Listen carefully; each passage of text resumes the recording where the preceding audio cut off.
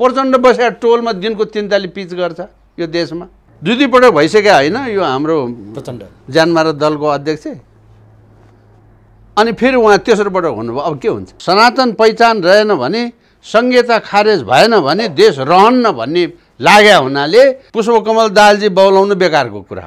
हिजो उसले सकेको थियो, उसले गर्यो। 17,000 मान्छे मारेर प्रधानमन्त्री हुने आउने मान्छेलाई मान्छे मर्नु त नैतिक हिसाबले राम्रो भएन नि भने के अर्थ हुन्छ? ज्ञानेन्द्र नै हो खोजे हो।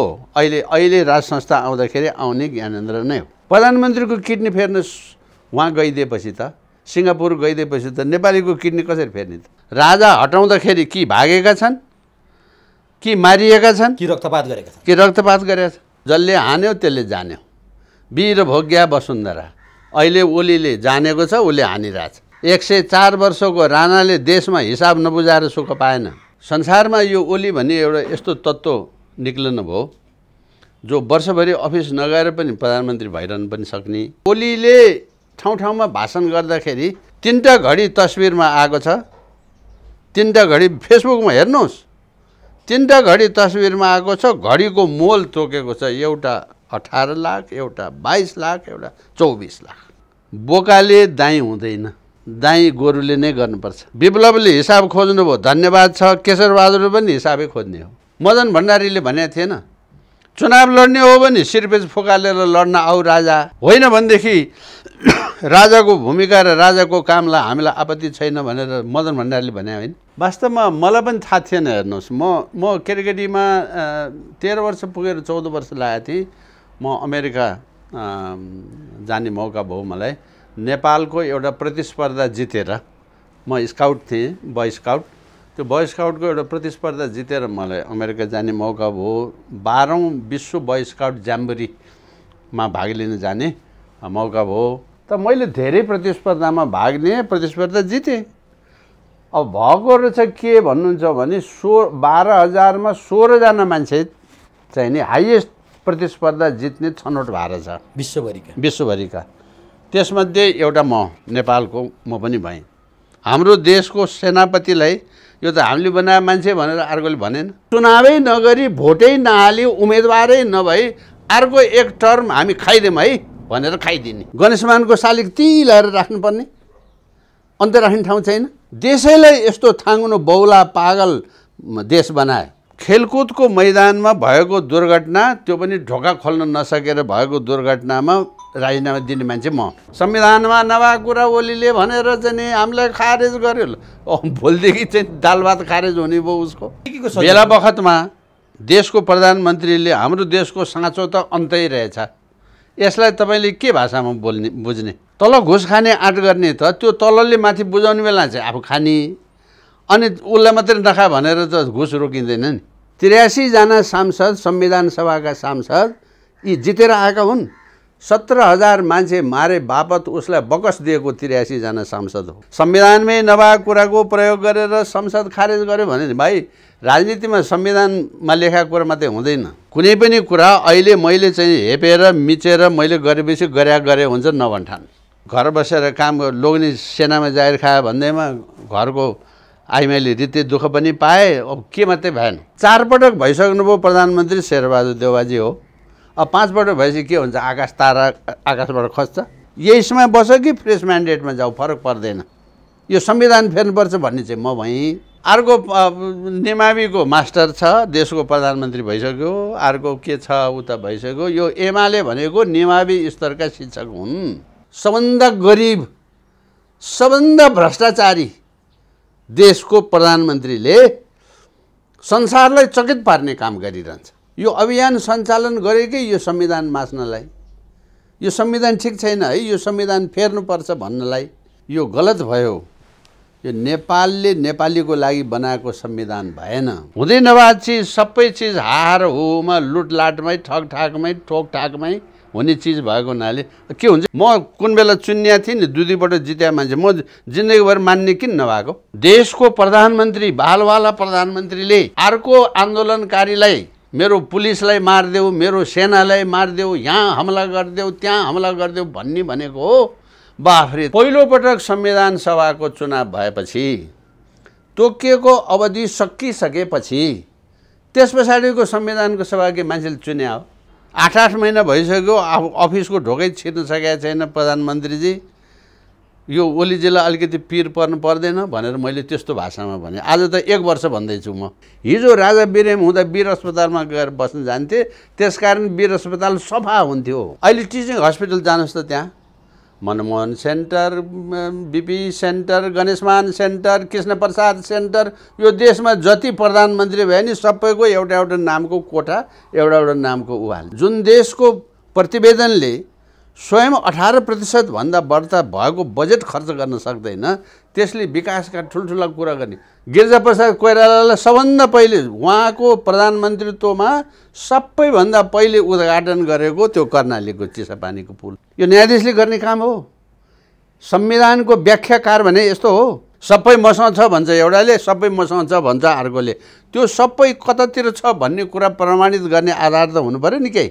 फिर्ता लिनुभन्दा अगाडि उहाँ यो चाहनुहुन्छ कि काङ्ग्रेससँग वा अरू कसैसँग मिलेर बहुमत आफ्नोपट्टि भएर अनि फिर्ता लिने हो। हामीलाई दिएर गएको स्वर्ग हाम्रो आँखा अगाडि नर्क भइराखेका देख्दा देख्दै हामी त्यसमा काम नगर्ने। राजा वीरेन्द्रले एकपटक चाहिँ नि युएनमा चाहिँ नि गरेको भाषण संसारको उत्कृष्ट भाषण मध्येको एउटा भाषण।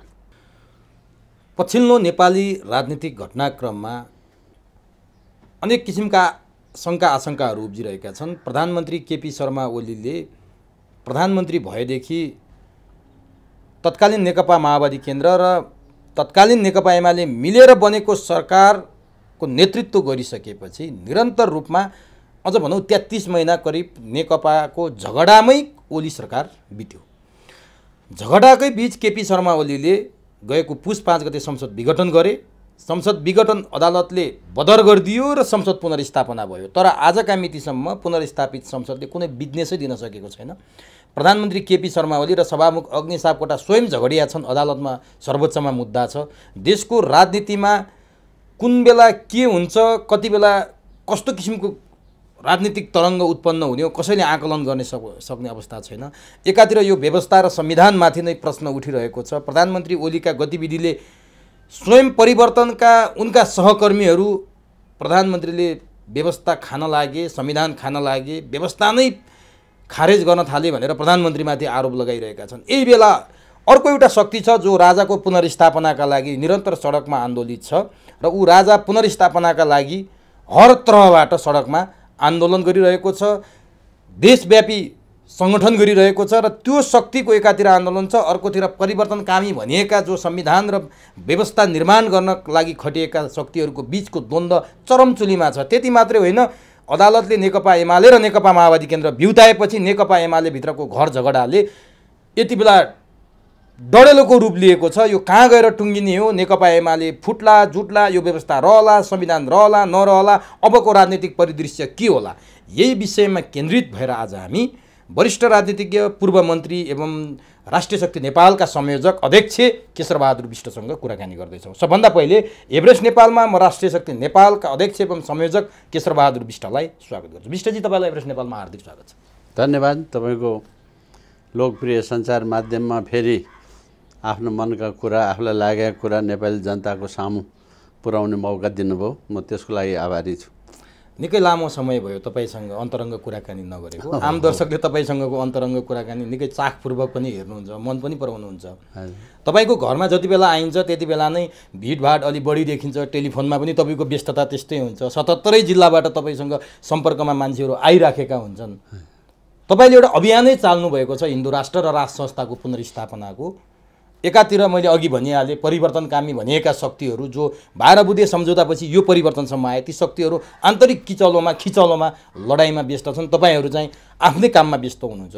तपाईँहरूले यो पछिल्लो घटना परिघटना अझ बढी भन्ने हो भने पुस 5 देखि आजसम्मको घटना जुन देखिएको छ, तपाईँ एउटा वरिष्ठ राजनीतिज्ञको हिसाबले र तपाईँको अभियान राष्ट्रिय शक्ति नेपालले यी घटना परिघटनाहरूलाई कसरी हेरेको छ, कुन रूपले हेरेको छ, अब के होला भन्ने जनतामा व्याप्त चिन्ता छ, यसलाई कसरी लिनुभएको छ? मैले अब अलिकति कुरा पुरानो कुरा सम्झिनुपर्ने हुन्छ यसमा कि मैले त अथवा म खाले मान्छेहरूले, अरू पनि हुनुहुन्छ, थुप्रै मान्छे हुनुहुन्छ, वरिष्ठहरू हुनुहुन्छ, विद्वान हुनुहुन्छ, उहाँहरूले निकै समय अघिदेखि नै यो संविधानले मुलुक चल्दैन, यो गलत भयो, यो नेपालले नेपालीको लागि बनाएको संविधान भएन, यसले नेपालीको चुर मर्म समात्दैन।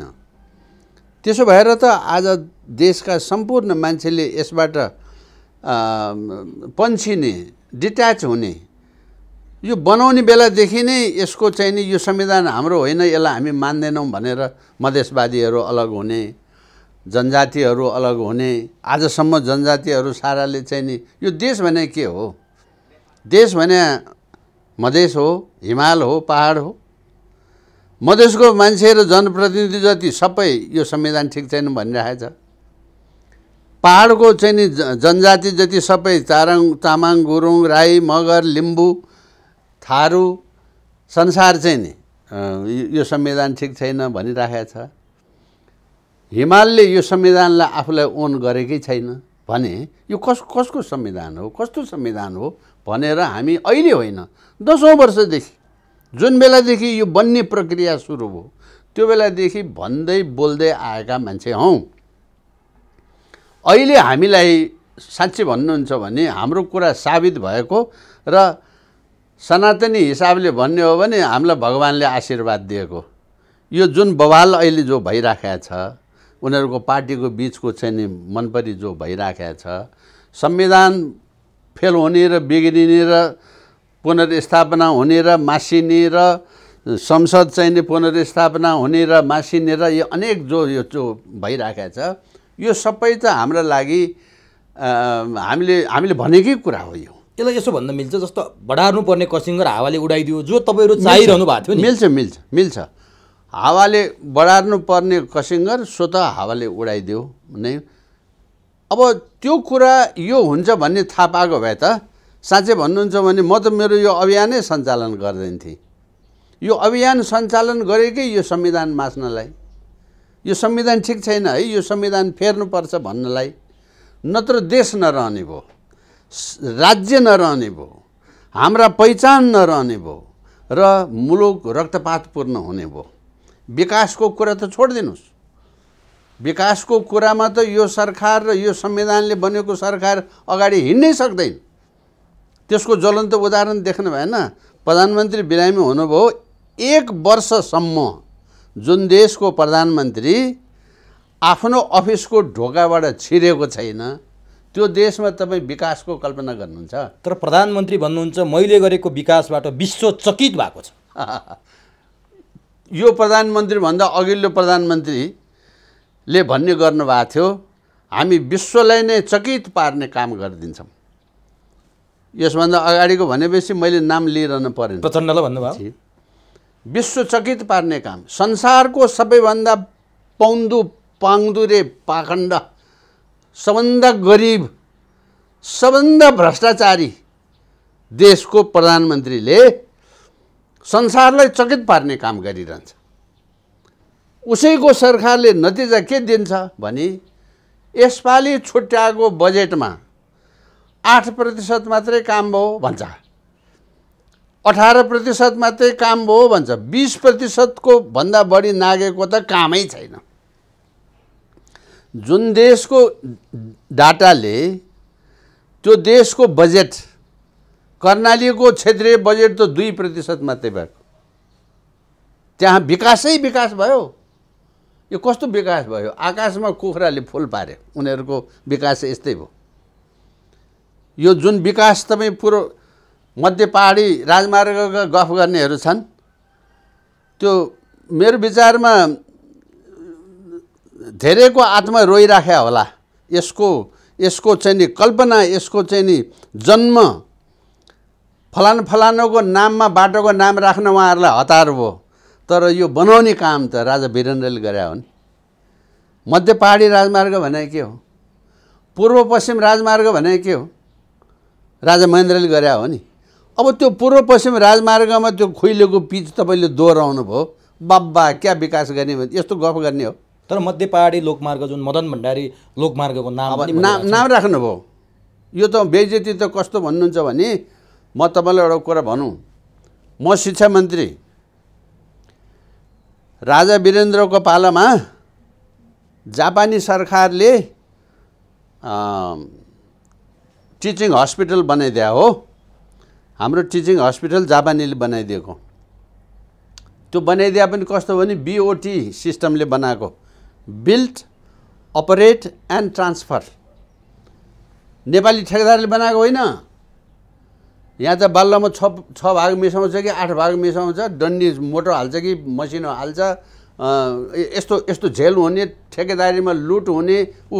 बाटोमा बनाएको पुल हेर्नुहोस् न, विकास भएकै हो नि त्यो पुल अहिलेसम्म। टेकुको पुल हेर्नु न, बनेदेखि अहिलेसम्म प्रयोगमा आएको छ। यही म भन्छु, जग भत्केकै हो नि विकास, यस्तै हुन्छ विकास। तर टिचिङ हस्पिटल जापानीले, उसकै ठेकेदारले, उसकै मान्छेले बनाएर साँचो हस्तान्तरण मात्रै गरेको, बिल्ड अपरेट एन्ड ट्रान्सफर है। त्यो साँचो बुझेर लिने मन्त्री म, कुरो बुझ्नुभयो। मैले साँचो बुझेर लिएर टिचिङ हस्पिटलको सुरुवात भयो है। अहिले टिचिङ हस्पिटल जानुहोस् त, त्यहाँ Manmohan centre, BP centre, Ganeshman centre, Krishnaprasad centre, यो देशमा जति प्रधानमन्त्री भए नि सबैको एउटा नामको कोठा, एउटा नामको ऊ हाल्छ। यत्रो विकास गर्नेले 2टा अस्पताल बनाउनु पर्दैन? अनि त्यो केशरबहादुरको शिलापत्र चाहिँ नि पञ्चब हो, त्यो शिलापत्र झिकेर फालिदियो। त्यहाँ तपाईँ जानुहोस् त, साँचो हस्तान्तरण गरेर शिलापत्र तपाईँ कहीँ भेटाउनुहुन्छ त्यहाँ? मैले अहिलेसम्म भेटाएको छैन, तपाईँको मुखले भनेपछि बल्ल थाहा पाएँ मैले। त्यो मात्रै होइन, यो यस्तो कृतज्ञ ठाउँ, त्रिभुवन विश्वविद्यालयको यो भाइस चान्सलरको अफिस छ नि, त्यसको शिलान्यास गरे पनि मैले हो। त्यहाँ पनि छैन। त्यो व्यवस्था परिवर्तनपछि त्यो ढुङ्गा झिकेर फालिदियो, शिलान्यास झिकेर त्यो प्लेट। अब मूर्ति फाल्ने, शालिग फाल्नेहरूले प्लेट फाल्नु के होइन, ठुलो कुरा? त्यो ठुलो कुरा भने होइन मैले। तपाईँले त्यो फाल्दैमा चाहिँ नि त्यो अब त्यो कसैले शिलान्यास गर्यो, कसैले उद्घाटन गर्यो, त्यो मात्रै होइन। देशैलाई यस्तो थाङ्नु बौला पागल देश बनायो। लुम्बिनीको यो अन्तर्राष्ट्रिय पुस्तकालय छैन, लुम्बिनीको संसारभरिको यो बौद्ध ग्रन्थ सम्बन्धी पुस्तक, त्यसको शिलान्यास गरे पनि मैले हो। तर त्यहाँ पनि तपाईँ त्यो शिला पाउनुहुन्न। अब मानिलिनुहोस् म पछि फेरि मन्त्री भएँ भने मैले त्यो अर्का शिला झिक्दै मेरो राख्न जाने? शिलान्यासको शिला फाल्ने कुरामा केही दिन अगाडि प्रधानमन्त्रीले दाङमा उद्घाटन गरेको शिला त फाल्ने यहाँ केपी ओलीले गरेको, अब तपाईँको शिला कहाँबाट राख्छ? होइन, मेरो राख्ने भन्दा पनि मेरो भनाइ चाहिँ के भने, संस्कार यस्तो भयो। रानीपोखरी मल्ल राजाले बनाए, राम्रो भयो, धन्यवाद। रानीपोखरीदेखि यतातिर रत्न पार्क बनिएको थियो नि त, शङ्खधर पञ्चायतले बनायो नि त। शङ्खधर शाखा पार्क भएको छ। अब शङ्खधर शाखालाई पार्क बनाउनु पर्यो, त्यो देशमा अन्त ठाउँ छैन। अन्त बनाउ, कसैले बिगार्न जान्छ त्यो पार्क? गणेशमानको शालिग त्यहीँ ल्याएर राख्नुपर्ने, अन्त राख्ने ठाउँ छैन। अर्थात् तपाईँ पूर्वजलाई मर्यादा गर्नुहुन्न, चाहे त्यो जसले गरे होस्, जसले गरे होस्। यो पूर्वजलाई मर्यादा नगर्ने संस्कार भएको देश हुँदैन। देश बेचिन्छ, देश हराउँछ। त्यसो भएर हामी सनातन कुरा गर्छौँ। सनातन कुरा गर्ने भनेको के भने, समयअनुसार त्यसलाई फेरबदल गर्ने, सुधार गर्ने, सच्याउने आफ्नो ठाउँमा छ। तर त्यो संस्कार बिर्स्यो भने, आमालाई स्वास्नी भन्यो भने के हुन्छ? तपाईँ कल्पना गर्न सक्नुहुन्छ? आइमाई त आइमाई हो नि, महिला हो नि। छोरीलाई स्वास्नी बनायो भने के हुन्छ? तपाईँ कल्पना गर्न सक्नुहुन्छ?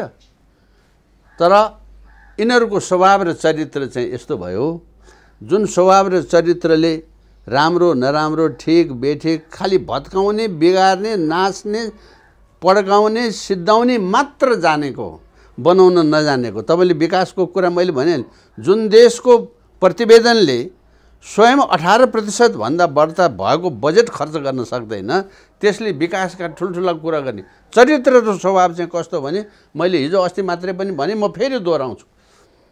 जापानको सम्राटले नेपाली राजा, तत्कालीन राजा वीरेन्द्रलाई गिफ्ट दिएको कर्णालीको पुल, कर्णाली चिसापानीको पुल, एउटा पिलरमा बनेको पुल हो। त्यो एसियाकै एउटा नमुना, भर्खर सुरु भएको टेक्नोलोजी, जापानको सम्राटले नेपालको राजालाई गिफ्ट दिएको कि एउटा मात्रै पोलले सिङ्गो खोला तल जग पनि छैन, अर्कोतिर पोल पनि छैन। एउटा युनिक, एउटा इन्जिनियरिङको वरिष्ठ र विशेषतम प्रयोग र नमुना है, त्यो बन्यो। जापानीले बनाइदिए, आएर यहाँ हामीले जाने थिएन, त्यो बनाएर उद्घाटन गर्ने सिलसिला चलिराखेको बेला व्यवस्था परिवर्तन भयो। गिरिजाप्रसाद कोइरालालाई सबभन्दा पहिले उहाँको प्रधानमन्त्रीत्वमा सबैभन्दा पहिले उद्घाटन गरेको त्यो कर्णालीको चिसापानीको पुल शिलान्यास चाहिँ राजाले गरेका थिए, राजाको लागि आएको, राजाको पर्सनल गिफ्ट। तर व्यवस्थै ढलिसकेपछि त प्रधानमन्त्री कार्यकारी थियो, प्रधानमन्त्री जानु स्वाभाविक हो। जस्तो 30 वर्ष, लगभग 30 वर्ष अगाडि कृष्णप्रसाद भट्टराईले शिलान्यास गरेको मेलम्ची अहिले केपी ओलीले उद्घाटन गर्नुभयो नि, त्यो त संयोग होला नि। हो त, त्यहाँ कृष्णप्रसाद बिर्सिनु भएन, मेरो भनाइ बिर्सिसके, कहीँ छैन कृष्णप्रसाद। हो, मेरो भनाइ त्यही हो, त्यहाँ कृष्णप्रसाद बिर्सिनु भएन, मेरो भनाइ बुझ्नु भएन। त्यहाँ जस्तो मैले यहाँ मेरै उदाहरण भनिनँ, म त्यति त्यो तहको मान्छे त होइन, त मैले यहाँ देशभरि किर्तिपुरमा मेरो शिलापत्र छैन, टिचिङ हस्पिटलमा मेरो शिलापत्र छैन, वहाँ लुम्बिनीमा बुद्ध लाइब्रेरीमा मेरो शिलापत्र छैन है। त्यो झिकेर फालिदिएर अब अर्कोले त्यो झिकेर फाल्ने हो। यस्तो संस्कार र त्यस्तो चरित्रबाट हामी जोगिनुपर्छ, एउटा सभ्य र संस्कारयुक्त तरिकाले जानुपर्छ। अब आज हुँदा देश, अब यो त कल्पनै गर्न नसकिने कुरा भयो। तपाईँलाई मै प्रश्न गरेँ, ल आजको सरकार कि यो के सरकार हो? यो 72कै संविधान अनुसारको सरकार हो कि यो संविधान फेरिएर अर्को संविधान आइसक्यो कि 72कै हो भने यो बहुमतीय सरकार हो कि भएमध्येको लार्जेस्ट पार्टीको गभर्मेन्ट हो कि या मिलिजुलीको सरकार हो के? अब म भनिदिन्छु। अब प्रधानमन्त्री केपी शर्मा ओली 2075 फागुन 3 गते प्रधानमन्त्री बन्नुभयो। उहाँलाई नेकपा माओवादी र नेकपा एमाले, माओवादी केन्द्र र एमालेको समर्थनमा बन्नुभयो, गठबन्धनको सरकार भयो। जब दुईटा पार्टी मिले प्रधानमन्त्री बहुमतको सरकार बन्यो प्रधानमन्त्रीको। अहिले उहाँ के भन्नुहुन्छ भने उहाँ 76-2 अनुसार प्रधानमन्त्री हुनुहुन्थ्यो, जति बेला पुस 5 गतेको संसद विघटनभन्दा अगाडि र सर्वोच्चको पुनर्स्थापनाभन्दा अगाडि।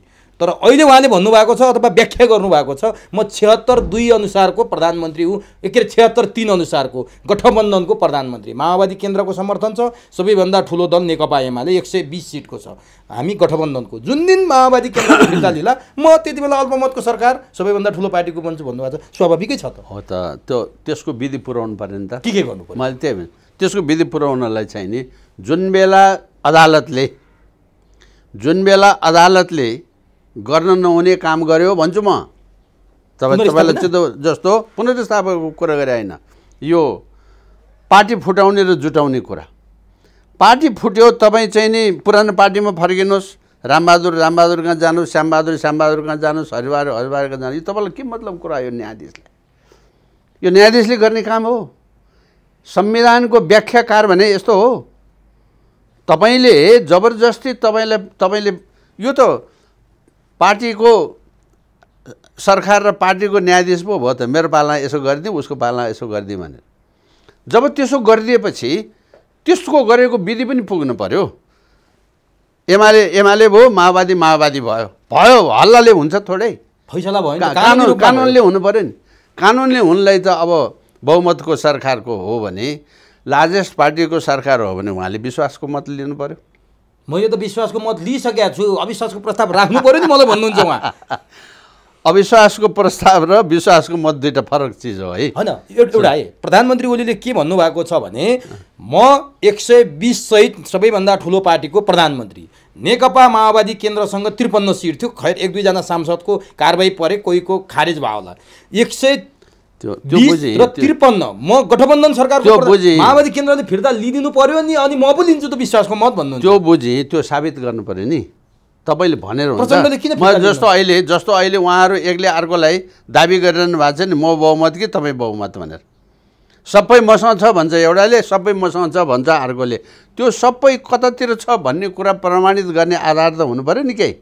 त्यसमा छ नि त, संविधानमा छ, यो उसमा छ। ल तपाईँ फर्किनु भयो भने फर्केको कुरा पनि प्रमाणित गर्नु पर्यो। तर प्रचण्डले माओवादी केन्द्र र नेकपा एमाले भइसकेपछि आफूले दिएको समर्थन किन फिर्ता ल्याएको छैनन्? त्यसको कारण के छ? जनताहरू आश्चर्यमा छन्, मान्छे विश्लेषकहरू आश्चर्य परिसके, प्रचण्ड किन फिर्ता लिन्नन्? यो त सत्ताको जोर घटाउको खेलखालमा जबसम्म उहाँहरूको जोर घटाउ मिलेको छैन, उहाँले अहिले फिर्ता लियो भने सरकार त आफ्नो हातमा बन्दैन। फिर्ता लिनुभन्दा अगाडि उहाँ यो चाहनुहुन्छ कि काङ्ग्रेससँग वा अरू कसैसँग मिलेर बहुमत आफ्नोपट्टि भएर अनि फिर्ता लिने हो। उहाँले त्यो खेल खेल्नुभयो, त्यो उहाँको निजी खेल हो। तर संविधान त देशको संविधानले दिने नतिजा चाहिँ नि त्यस्तो हुँदैन। संविधान अनुसार साबित हुनु पर्यो। उहाँहरू संविधानको यत्रो दुहाई गर्ने मान्छे, संविधानमा नलेखाएको कुरा यो भयो त्यो भयो, संविधानमै नभएको कुराको प्रयोग गरेर संसद खारेज गर्यो भने भाइ राजनीतिमा संविधानमा लेखाएको कुरा मात्रै हुँदैन। संविधानमा नलेखाएको कुरा कति हुन्छ कति हुन्छ। अस्ति मात्रै कुरा होइन त्यो, ऊ आफै 17,000 मान्छे मारे बापत 83 जना सांसद संविधानमा लेखा थियो। चुनाव गरे हो कसैले, भोट दिए हो कसैले, कि जितेर भएको? ल अर्कोले त धाक लगाए म जितेर भएको हो, यो माओवादी जितेर भएको हो। 83 जना सांसद, संविधान सभाका सांसद यी जितेर आएका हुन्। 17,000 मान्छे मारे बापत उसलाई बकस दिएको 83 जना सांसद हो। एक कुनै संविधानमा लेखा छ? त्यसलाई त मान्नुभयो त तपाईँले। त्यस पछाडि अवधि सकेर घर बसिसकेको गिरिजा प्रसादको सांसद, तपाईँ 5 वर्षको लागि चुनिएको, 5 वर्षमा तपाईँको अवधि सकेर तपाईँ घर त, म कुन बेला चुनिया थिएँ नि, 2-2 पटक जित्या मान्छे, म जिन्दगीभर मान्ने किन नभएको? म त 2-2 पटक जित्या मान्छे हुँ। ललितपुरको केशरबहादुर भने त म त जिन्दगीभर हुनुपर्ने त, म त आवधिक निर्वाचनमा भाग लिने अनि जिन्दगीभर हुने, त्यस्तो त हुँदैन नि। त अवधि सकिया मान्छे जतिलाई त फेरि सांसद भइस् भनेर स्वयं मारदिरा सरकारबाट यो गराए। त्यो कुन संविधानमा लेखाएको छ? संविधानमै नलेखाएको कुराले अनि निर्णय के गरे त भन्दा अब राजा छैन, अब चाहिँ नि धर्म छैन, अब संहिता लागू भयो। ल अब कहाँ संविधानमा कहाँ लेखाएको छ? कुन संविधानमा लेखाएको छ? शक्ति सडकमा निस्केको जनताको बलमा राजनीतिक परिवर्तन हो नि, विश्वमै हुने परिवर्तन यस्तै होइन? हो अब ठिक्क तपाईँ आउनु, यही हो। जसले सक्यो, जसले हान्यो त्यसले जान्यो। वीर भोग्या वसुन्धरा। अहिले ओलीले जानेको छ, उसले हानिरहेछ। कुरा बुझ्नुभयो? त्यो सबै ठिक हो। त्यो त्यो त्यो त्यो उयो पुष्पकमल दाहालजी बौलाउनु बेकारको कुरा हो। हिजो उसले सकेको थियो, उसले गर्यो। उसले गरेका चाहिँ संविधानमा नलेखाए भए पनि हुने, संविधानमा नलेखाए भए पनि उसले गरे भने जनताले गरे भनेर ठोकिदिएपछि हुने। ओलीले गरे चाहिँ जनताले गरे होइन, भोलि मैले गर्छु जनताले गरे हुँदैन, कस्तो कुरा हो? त्यस भएको हुनाले यो सबै चाहिँ नि वीर भोग्या वसुन्धरा। तर एउटा रोचक र अचम्मको कुरा मान्छेले के मानिरहेछन् भने, जो राजा चाहिन्छ भन्ने शक्ति सडकमा देखिन्थ्यो, सडकमा तपाईँहरू गर्नुभयो पनि, जनता उतार्नुभयो पनि, जब ओलीले यो कदम चाले नि, सबै यस्ता शक्तिहरू ओलीको कदमको समर्थनमा देखिनुभयो। सबै यस्ता शक्तिहरूको ओलीको यो कदमपछि आन्दोलन आपसे आप सडकमा देखिन छाड्यो। राजा आऊ देश बचाऊ, राजा ल्याऊ देश बचाऊ भने त वात्तै बढाएको थियो नि पुस 5 भन्दा अगाडि। त्यो पनि छैन। तपाईँहरू जस्ता पात्रहरू सबै ओलीको बचाउमा लाग्नु भएको छ। जता हेऱ्यो ओली, जता हेऱ्यो ओलीमय भएको छ। के भएको यो? मलाई ओली मन परेर भएको चाहिँ त्यसरी। त्यो मात्रै होइन, मलाई त ओलीको डाक्टर पनि मनपर्छ। को? डाक्टर दिव्या सिंह होइन, अब को हो उहाँका स्पेसलाइज डाक्टरहरू। संसारमा यो ओली भन्ने एउटा यस्तो तत्त्व निक्लन भयो जो वर्षभरि अफिस नगएर पनि प्रधानमन्त्री भइरहनु पनि सक्ने, आफ्नै देशमा औषधि गरी हुने चिज रहेछ, विदेशको 7 स्टार सुविधा लिएर मनपरी पनि हिँडिदिन सक्ने, आफ्नो राष्ट्रको ढुकुटी खोलेर जे मन लाग्यो जल्न मन लाग्यो त्यति मनपरी गरिदिनु पनि सक्ने आदर्शको मान्छे भने त कस्तो रहेछ भने ऊ त्यो नवीन्द्रनाथ जोशी जस्तो रहेछ अथवा केशरबहादुर बिष्ट जस्तो रहेछ। त्यो त म आउँछु नै, केशरबहादुर बिष्ट र ओली तुलना गर्न त। त्यो कीर्ति उहाँले 10 लाख सरकारले दिँदाखेरि मलाई चाहिँदैन भन्नुभयो नि त एउटा सांसदले अस्ति, यो बिरामी भएको सांसदले। 10 लाख भने सानो पैसा होइन नि, त्यो पनि दिएछ नि। त्यो पनि होइन, मभन्दा नसक्ने र मभन्दा नभएका मान्छेहरू छन्, आर्थिक हिसाबले कमजोर भएको वीर अस्पतालको बिरामीलाई दिनुहोस्, मलाई चाहिँदैन भनेर। त्यो नवीन्द्र राज जोशी भने अरबपति खरबपति होइन क्या, सामान्य राजनीति गर्ने एउटा अरबपति खरबपतिले गरे भए अर्को कुरा हुन्थ्यो। सामान्य चाहिँ नि एउटा मर्यादाको नैतिकताको राजनीति गर्ने मान्छे हो राजनीति त्यस्तो खोज्या हो। मलाई एउटा कुरा भन्नलाई उ छ, अब यो अलिकति उसको कुरा। मलाई फेसबुकमा एउटाले मलाई अस्ति एउटा मेसेज पठाउनु भयो, म आफै सपना जस्तो लागिरहेछ त्यो कुरा। के मेसेज हो? कस्तो मेसेज आयो भने ओलीले ठाउँ ठाउँमा भाषण गर्दाखेरि जस्तो यसरी हात हल्लाइरहँदा वा के गर्दाखेरि यो घडी हातमा लागेको घडी छास अलिकति देखिन्छ नि, जस्तो यो घडी देखियो नि यति हैन, यो घडी देखियो। 3टा तस्बिर ओलीको हातमा 3 प्रकारको घडी भएको, एउटै हातमा एकैचोटि होइन, विभिन्न ठाउँमा उहाँ चाहिँ नि बोल्ने क्रममा बोल्दा जाँदाखेरि 3टा घडी देखियो। एउटा घडी 18 लाख, एउटा घडी 22 लाख, एउटा घडी 24 लाखको। भनेपछि उहाँ लुगा फेरा जस्तो घडी फेर्नुहुँदो रहेछ। 3टा घडी तस्बिरमा आएको छ, 3टा घडी फेसबुकमा हेर्नुहोस्, 3टा घडी तस्बिरमा आएको छ। घडीको मोल तोकेको छ, एउटा 18 लाख, एउटा 22 लाख, एउटा 24 लाख। भनेपछि 64 लाखको घडी भयो टोटल उहाँसँग। अब कसैले गिफ्ट दियो होला, 64 लाखको त घडी रहेछ। अब यो अर्को पुष्पकमल दाहालसँग कति लाखको के छ? लो, मेरो सार्वजनिक सम्पत्ति जाँच्नुहोस्, कमिसन खडा गर्नुहोस्। यो हिजोको पञ्चायतमा बसेका मान्छे बढ्दा ठुलो कुरा गरे, केशरबहादुर मेरो रौँ यहाँ जाँच्नुहोस्, नाप्नुहोस् कति पैसा निस्किँदो रहेछ र त्यो घडी र सुत्ने पलङको मात्रै कति पैसा निस्किँदो रहेछ उसै थाहा हुन्छ नि। यो मान्छेलाई वाक्क हुँदा हुँदा हुँदा हुँदा कहाँ पुगिसक्यो यसको कुरा उ नै भयो। अनि यस्तो 64 लाखको घडी लाउने ओलीको समर्थनमा केशरबहादुर विष्ट र राजावादीहरू किन त? अब तपाईँले त्यो चाहिँ अलिकति आफै थपिदिनु भयो। समर्थनमा भन्ने कुरा होइन कि, मतलब टेक्निकल्ली जो एउटा राज्य शक्तिमा बसेको डिसिजन मेकरको हातमा हुनुपर्ने अधिकारको कुराको हकमा उहाँले गरे अधिकारको प्रयोग ठिक छ। अब दुरुपयोग गर्नुभयो कि बेठिक ठाउँमा गर्नुभयो कि त्यसलाई चाहिँ नि ठिक ठाउँमा प्रयोग गर्नुभयो कि त्यो उहाँको कुरा। मैले यो किन सोधेँ भने तपाईँलाई प्रधानमन्त्री ओलीले संसद विघटन गर्नुभयो, उहाँको पक्षबाट वकालत गर्ने वकिलहरू जम्मै राजा चाहिन्छ भन्ने वकिलहरू बस्नुभयो, वकालत गर्नेहरू उहाँहरू अभियानै चाल्नु भएको छ। नम्बर 1। नम्बर 2, मैले अघि तपाईँलाई भनिसकेँ कि तपाईँहरूको विरोधका कार्यक्रमहरू निस्तेज भए, जसरी हावाको झोक्काले मेघको टुक्रा बादल लागेको बादललाई टुक्रा टुक्रा पारिदिन्छ नि, त्यसै गरी ओलीको एउटा कदमले तपाईँहरूको अभियान त टुक्रा टुक्रा पनि देखिँदैन। गर्नु होला नगर्नु होला त्यो भविष्यको गर्वमा छ। यस्तो हो, त्यसमा चाहिँ नि म त्यसमा भनिहालौँ। अब अरूहरूले के गरिरहनु भएको छ मलाई थाहा छैन है।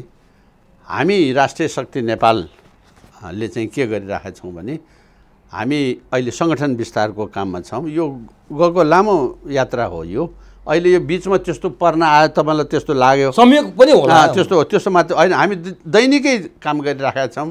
अहिले काठमाडौँको 10 क्षेत्रमा क्षेत्रीय समितिहरूको निर्माण गरिरहेका छौँ। देशभरि सङ्गठन जिल्ला समितिहरू बनाइरहेका छन्।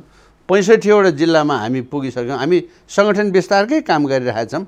दिनका दिन माइती घरमा चाहिँ नि नदेख्दैमा तपाईँलाई चाहिँ यो के भएछ कि हराएछ कि भन्ने लागेछ। तपाईँ हामीप्रतिको शुभचिन्ताको लागि धन्यवाद छ। अरू के गर्दै हुनुहुन्छ मलाई अरूको बारे थाहा भएन।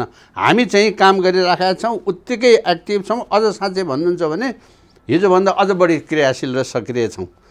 अब सडकमा निस्किने क्रम भने त बेला बखत समय अझै पनि यो केशरबहादुर विष्टलाई यो प्रश्न किन सान्दर्भिक हुन्छ भने संसद विघटन गर्नुभयो केपी शर्मा ओलीले। तपाईँ अघि भन्नुभयो संविधानमै नभएका काम कति भए दृष्टान्त फेरिस्त नै पेश गर्नुभयो, त्यो हुन्छन्। तर धेरै मान्छेहरूले के भने केपीले गैर संवैधानिक काम गरे, संविधान मिचे, व्यवस्था खान थाले, संविधान च्याते, बलात्कार गरे। होइन मैले यसैमा थप्छु, तपाईँले भन्न ठिक हो।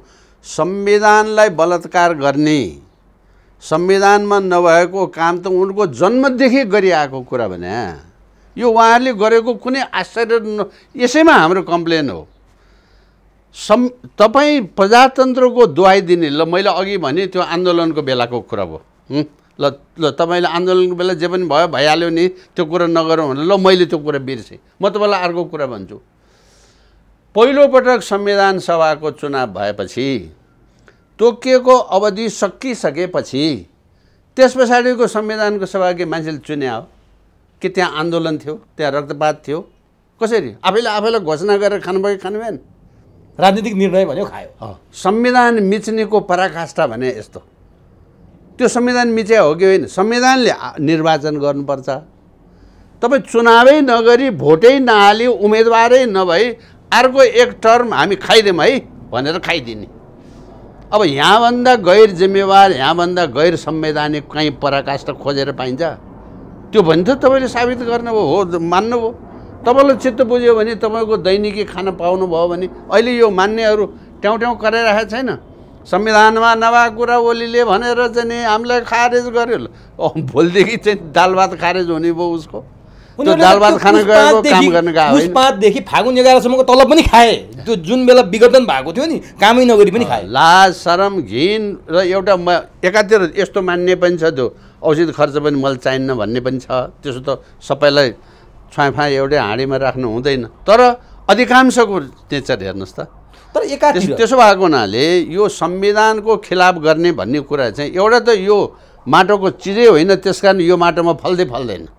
तपाईँ यो माटोमा नफल्ने चिज रोपेर फलको आश गर्नु, त्यसकारण त भने यो संविधान ठिक छैन। यो संविधान नेपालीको संविधान, नेपालको लागि संविधान बनाउनु पर्यो। यो तपाईँ त च्यात्ने नै कुरा गर्नुहुन्छ नि त। हो, अब केपी ओलीले च्यात्न थाल्यो भनेपछि त तपाईँलाई पनि आनन्दै आयो होला नि त। अब त्यस नाताले त आनन्द आएको छ। हो, त्यही भएर तपाईँले केपी ओलीको विरोध गर्नु भएन भन्छन् कि मान्छेहरू। किनभने केशरबहादुर विष्ट संविधान च्यात्ने उद्घोष गर्दै हिँड्थ्यो, केपी ओलीले पनि त्यस्तै गतिविधि गर्दैपछि धमिलो पानीमा माछा मार्दैछन् केशरबहादुरहरू। म जति संविधानको के अरे प्रधानमन्त्रीजीको आलोचक कमै मान्छे होलान्, म त्यति आलोचक हुँ, अहिले पनि छु। मैले भर्खरै अघि भनिनँ, कस्तो देशको प्रधानमन्त्रीको फेला परेका छौँ हामी, जहाँको प्रधानमन्त्री वर्ष दिनसम्म आफ्नो अफिसको ढोकाभित्र छिर्दै। त्यसो भए केशरबहादुर विष्टको नैतिकताको धेरैचोटि कसीमा जाँच हुन्छ र धेरैले उदाहरण पनि दिन्छन्। जति बेला तपाईँले दशरथ रङ्गशालामा भागदौड मचिँदा एउटा शिक्षा मन्त्रीको हिसाबले नैतिकताको आधारमा राजीनामा दिनुभयो भन्ने आजसम्म पनि अन्तर्वार्तामा बोल्ने विश्लेषकहरू भन्नुहोस् अथवा राजनीतिज्ञले पटक पटक नाम लिने नाम हो केशरबहादुर विष्ट, जो तपाईँ हो, कृतिनिधि विष्ट, समयले अर्को पनि विष्टै पर्नुभएछ। यति नैतिकता देखाउनेले केपी ओलीलाई नैतिकता सिक भनेर भन्नु पर्दैन? अब त्यसरी त त्यो भाषामा त होइन, तर मैले चाहिँ नि पटक पटक यो भनेको छु कि त्यति मात्रै होइन, मैले जापानी प्रधानमन्त्रीको उदाहरण लिएर भनेको मतलब त केपीजीलाई अनुरोध गरे होइन र? एक हप्ता अफिस जान नसके बापत मैले राष्ट्रको सेवा गर्न सकिनँ, म प्रधानमन्त्री पदमा बसिरहनु योग्य छैन भनेर राजीनामा दिने प्रधानमन्त्री, छिमेकी देशको जापानको प्रधानमन्त्री पनि हाम्रै आँखा अगाडि छ। वर्ष दिन त्यो बेला 8 महिना भएको थियो, 8 महिना भइसक्यो, अफिसको ढोकै छिर्न सकेका छैन प्रधानमन्त्रीजी। यो ओलीजीलाई अलिकति पिर पर्नु पर्दैन भनेर मैले त्यस्तो भाषामा भने। आज त 1 वर्ष भन्दैछु मैले 8 महिना भएको बेलामा पनि यही कुरा भनेको छु। सायद तपाईँकैमा हो कि मैसँग अरू कसैसँग। त्यो एउटा मात्रै उदाहरण होइन, बिरामी जो पनि पर्छ, जनता बिरामी भएको बेलामा पाउने सुविधाको लागि ख्याल गरौँ, त्यो मौका पनि हो। पछि नेपालमा किडनी ट्रान्सफर गर्ने जो सिस्टम बस्यो, यो त राम्रो कुरा भयो नि। प्रधानमन्त्रीको पनि किडनी फेरियो, अब अर्को जनताको पनि किडनी फेरिन्छ। प्रधानमन्त्रीको किडनी फेर्न उहाँ गइदिएपछि त, सिङ्गापुर गइदिएपछि त नेपालीको किडनी कसरी फेर्ने त? यहाँ त त्यो चिज बनेन नि। हो, यहाँ बनाउनु पर्यो। हिजो राजाहरूले, फेरि राजाको कुरा ल्यायो भन्नु होला तपाईँ, हिजो राजा बिरामी हुँदा वीर अस्पतालमा गएर बस्न जान्थे, त्यसकारण वीर अस्पताल सफा हुन्थ्यो। स्पिरिट राखेर दुनियाँभरको वीर अस्पताल फोहोर हुँदैन थियो। किनभने कुनै पनि बेला राजा बिरामी भयो बेला, रानी बिरामी भयो बेला त्यही वीर अस्पतालमा बस्न जाने। लौ त सफा नगरी सुख है। एक प्रकारले तानाशाही भन्नुहोस् न, राजा भएको बेला चाहिँ वीर अस्पताल सफा हुने, राजा नभएपछि चाहिँ नि वीर अस्पताल फोहोर हुने, प्रचण्ड बसेर टोलमा दिनको 3 ताली पिच गर्छ यो देशमा। कस्तो कुरो गरे त? राज्यको प्रमुख भएको बेलामा त ऊ पैसा छ कि छैन देशमा थाहा छैन। हाम्रो राष्ट्रपति जानुभयो नि बङ्गलादेश, 40 जना मान्छे लिएर जहाज जाने, रित्तो जहाज फर्केर आउने, अनि उहाँ बस्यो भने $30,000 चाहिँ फेरि लिन जाने। $35,000 यो त राष्ट्रको प्रमुखको लागि त हुँदो रहेछ त यस्तो कुरा। त्यसै त्यो बेकार राजालाई किन दोष लगाइरहनु भने? मेरो भनाइ राजालाई दोष लाउने विषय होइन, यो राज्य सञ्चालनको नैतिकताको विषय हो। यो अब नि राज्य सञ्चालन गर्ने प्रधानमन्त्री ओलीले संसद विघटन गर्नुभयो, सर्वोच्चले त्यसलाई पुनर्स्थापित गरिदियो। प्रधानमन्त्रीले के दाबी गर्नुहुन्छ भने सर्वोच्चले मलाई राजीनामा गर भनेकै छैन, म किन राजीनामा गर्ने प्रधानमन्त्री भन्नुहुन्छ। त्यहाँ नैतिकताको प्रश्न उठ्छ कि उठ्दैन? अब मलाई तपाईँले यो सोध्दै नसोधे राम्रो होइन, तपाईँसँग सोध्नै पर्छ यो प्रश्न। के गर्ने अब यो उदाहरण किन दिन्छन् त मान्छे? म भए त कति अघि राजीनामा गरिसक्थेँ बाबा। त्यो कुरा अर्को कुरा हो। जब त्यो हुँदैन भने, जब यो यसलाई नैतिकता नै मान्दैन, म तपाईँको नैतिकताको उदाहरण नै ठिक छैन। तपाईँले मलाई के भनेर नैतिकवान भनिरहनु भएको छ भने खेलकुदको मैदानमा भएको दुर्घटना, त्यो पनि ढोका खोल्न नसकेर भएको दुर्घटनामा राजीनामा दिने मान्छे म है। 17,000 मान्छे मारेर प्रधानमन्त्री हुने आउने मान्छेलाई मान्छे मर्नु त नैतिक हिसाबले राम्रो भएन नि भने के अर्थ हुन्छ? तब यो दुईटा चिजै एउटा होइन। एउटा गाई हो, एउटा भैँसी हो। अब गर्नुहुन्छ के? यसको त्यो भैँसी र गाई किन एक भएन भनेर चाहिँ त्यो प्रश्नै ठिक भएन भन्छु म त। किनभने त्यो राजनीति भनेको मनपरीको नाम, भ्रष्टाचारको नाम, जे मन लाग्यो त्यो गर्न हुनेको नाम, झुटोको नाम, बेइज्जतीको नाम, वेश्यावृत्तिको नाम राजनीति त होइन नि। कर्म सबै त्यस्तो भइरहेछ। सत्कर्ममा राजनीति चलेपछि त्यो राजनीतिको स्तर र कुरै अर्को हुन्छ। हेर्नुहोस्, सानो से सानो कुरा, छिमेकी कुरा पनि हो। 2टा रेल जुत्दाखेरि राजीनामा गर्ने मन्त्री पनि थिए हिन्दुस्तानमा। त्यो पनि हामी रातदिन हामी त यहाँ त समाचारहरू सुन्ने पढ्ने त गरिरहन्छौँ नि। लालबहादुर शास्त्री उहाँ मास्कोमा जाँदाखेरि त्यो दुई मुलुकको सम्झौतामा अलिकति शब्द तलमाथि परेछ। म यस्तो तलमाथि परेको शब्दलाई लिएर देश कसरी फर्केर जाउँ, आत्महत्या गर्दै मान्छे। यस्तो हुन्छ नैतिकताले पोल्ने भन्ने चिज। जहाँ लुट्ने, खाने, खडाबाली लुट्ने, घरको जाबो एउटा किसानको बल्ल बल्ल अर्को दसैँमा चाहिँ नि छोरालाई चाहिँ नि एउटा एक जोर कमिज सुरुवाल हालिदिउँला भनेर पालेर राखेको खसी बोका लुटेर खाने, भैँसी लुटेर खाने र 3 घन्टा चाहिँ नि एक पाथी चाहिँ नि मकै पेल्न गएर पिठो पिनेर ल्याएर घरमा राखेर पिठो लुटेर खानेले तपाईँ देशका ठुला कुरा कल्पना गर्न सकिन्छ? त्यसो भए अहिले नैतिकताको प्रश्न उठ्छ। तपाईँको 45 सालको कुरो आजसम्म कुरा गर्ने हो भने त त्यो लगभग 23 वर्षभन्दा बढी भइसक्यो, 33 वर्षभन्दा बढी भइसक्यो। त्यो 33 वर्षको कुरा आज तपाईँको उदाहरण बनेर सञ्चार माध्यममा केशरबहादुर विष्टको नाम छ। जता जाउँ केशरबहादुर विष्टको नैतिकता र केपी ओलीको नैतिकता जोड्छन्। तपाईँलाई कस्तो अनुभव? मलाई मेरो सौभाग्य हो त्यो। मलाई त्यो बोझले बाट मेरो आङ गरुङ्गो भएको छ। मलाई त्यो बाटो हिँडेकोमा बाँकी जीवनका अरू कैयौँ चाहिँ नि काँडा उतार चढावलाई झेल्नलाई सजिलो भएको छ, बल पुगेको छ। त्यो त मेरो लागि त धुन्ना नै भएको छ। राष्ट्रको निमित्त त्यो उदाहरण बन्न सकेन, त्यो चाहिँ दुर्भाग्य भयो। त्यो मेरो उदाहरण भन्ने भन्दा पनि राजनीति नैतिक बाटोमा हिँडेपछि देश स्वतः नै माथिल्लो दर्जाको मान्छेले घुस नखाइदिएपछि तल घुस चल्दैन क्या। तल घुस खाने आँट गर्ने त त्यो तलले माथि बुझाउने बेला चाहिँ आफू खाने, अनि उसलाई मात्रै नखा भनेर त घुस रोकिँदैन नि। त्यस्तो हो नि कुरा। त्यसैले राज्य प्रणालीका प्रमुख मान्छेहरू माथि लागू हुने त्यो नैतिक कुरा, म मान्छे मारेर राजा भएर बस्दिनँ। जनताको नासो हो, तपाईँहरू गर्नुहोस् भनेर श्रीपेज राजदण्ड त्यति सजिलोसँग फर्काएर मलाई एउटा बस्ने बास दिनुहोस्। संसारभरिका राजा त हेर्नुहोस्, राजा हटाउँदाखेरि कि भागेका छन्, कि मारिएका छन्, कि रक्तपात गरेका छन्, कि रक्तपात गरेका छन्। म उहाँको क्याबिनेटमा बसेका मान्छे हुँ। ठोकठाक गर्नुपर्छ, पिटपाट गर्नुपर्छ। त्यो आन्दोलनमा कहाँ कति मान्छे मर्या हो र? त्योभन्दा कति हजार गुणा बढ्दा त मधेसी आन्दोलनमा मऱ्यो मान्छे। अहिले दिनका दिन मरिरहेछ किरा मुसा बिरालो जस्तो। त्यो आन्दोलनमा कति मान्छे मऱ्यो?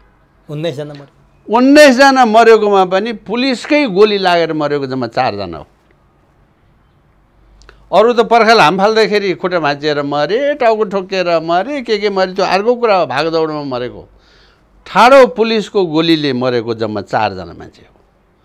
4 मान्छे मरेपछि राजाले शासन छोडे भाइ। यहाँ कतिजना मान्छे दिनका दिन मारिरहेछ यहाँ। त्यसैले हेर्नुहोस्, यो त्यसो भए धेरै मारे हुन्छ त, थोरै मारे हुन्छ त वाला कुरा पनि होइन। मेरो भनाइ तपाईँ त्यो बाटोमा हिँड्नु नै, त्यो बाटो नै तपाईँले पहिचान गरेर हिँडेको हुनु पर्यो होइन। यो हो मुख्य कुरा राज्य सञ्चालनको, राज्य व्यवस्थाको। अब प्रधानमन्त्री थरीथरीको छ हेर्नुहोस्। अब उहाँहरू कराउनुहुन्छ, उसलाई चाहियो भने चाहिँ पुलिस मारिदेऊ भनेर हामीलाई भन्ने, हामीले मान्छे मारेमा चाहिँ यो मान्छे मारेर यति ठुलो कुरा गर्ने अवस्था भएको देश। लौ त मेरो हातमा मैले पाउँ त म के गर्छु मलाई थाहा छ। के कुरा गरेर तपाईँ यस्तो कुरो खपेर बस्न सकिन्छ? देशको प्रधानमन्त्री, बालवाला प्रधानमन्त्रीले अर्को आन्दोलनकारीलाई मेरो पुलिसलाई मारिदेऊ, मेरो सेनालाई मारिदेऊ, यहाँ हमला गरिदेऊ, त्यहाँ हमला गरिदेऊ भन्ने भनेको हो। बाफरे, तपाईँ कल्पना गर्न सक्नुहुन्छ यस्तो कुरा? यस्तो समेत राजनीतिको नाममा पोलिटिक्समा जे पनि चल्छ। त्यसो भए यसरी आएको परिवर्तन, यो परिवर्तन कसले ल्याइदियो त्यो भनिरहनु नपर्ला। यसरी आएको परिवर्तनभित्र जसले परिवर्तन गरे तिनै शक्तिहरूबीच अहिले मारामार भएको छ। एउटाले अर्कोलाई प्रतिगामी भनेको छ, एउटाले अर्कोलाई विदेशी एजेन्ट। 25 वर्षदेखि प्रचण्डले भनिसके, केपी ओली 25 वर्षदेखि विदेशीले पालेका एजेन्ट हुन् भनेर भनिसकेपछि अब के हुन्छ? हो रहेछ नि त। उहाँको आँखामा उहाँ विदेशीले पालेको एजेन्ट हो, उहाँलाई मैले पाले हुँ भन्ने अर्को हाकिमहरूले धमाधम भाषण गरिरहेको छैन। कस्तो कुरो गरे होला? अस्ति 3-4 महिना अगाडि एउटा छिमेकी मुलुकको जज साहबले 10-10 वर्षसम्म यो माओवादीलाई हामीले पालेर बेकार चाहिँ यत्रो धुनधान काम गऱ्यौँ, यत्रो नचाहिँदो वायात भयो, केही न केही दुई देशको सम्बन्ध पनि बिग्रियो, सत्यानाश मात्रै भयो भनेर बोलेको होइन र भने। त्यो कसले पालेको रहेछ भन्ने कुरा पाल्न त हेर्नुहोस्, यो तपाईँको आफ्नो थैलीको मुख बलियो पार्नुहोस्, अर्कालाई चोर दोष नलाउनुहोस्। मेरो सिद्धान्त चाहिँ यो।